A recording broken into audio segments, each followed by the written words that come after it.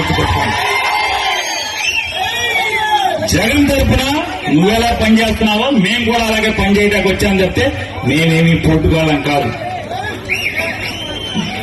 ఇవాళ జగన్ దగ్గర అధికారం లేకపోవచ్చు, ఇవాళ జనాలకి మోసపు మాటలు చెప్పరు, లేదా కొంతమంది చెప్తున్నట్టుగా ఈవీఎంల మిషన్లు మోడీ గారు మీరందరూ కలిసి మాయ చేశారో మనకు తెలియదు. కానీ ఏదో రకంగా జగన్ దగ్గర అధికారం లేకపోవచ్చాము కానీ జనం బలం మాత్రం జగన్మోహన్ రెడ్డికి ఉండలేదు. చాటి చెప్తున్నారు ఇవాళ ప్రకాశం జిల్లాలోని ప్రతి వైఎస్ఆర్ కాంగ్రెస్ పార్టీ కుటుంబ సభ్యులందరూ కూడా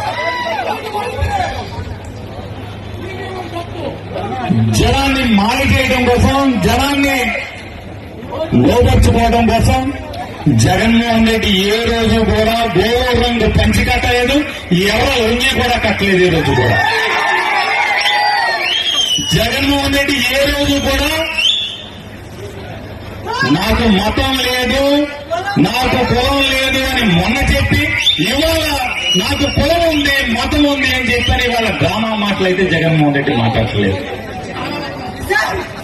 నిజాయితీగా, నిక్కచ్చిగా, నికార్సుగా, దమ్ముగా తనేంటో బహిరంగంగా ఒక మాట మీద నిలబడ్డాడు. పదవుంటే పోతే మనిషిగా బతకాలి కదా మనం.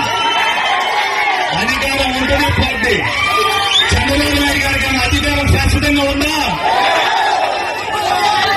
పగలు చీకట్లాగా వస్తుంది, పోతుంది.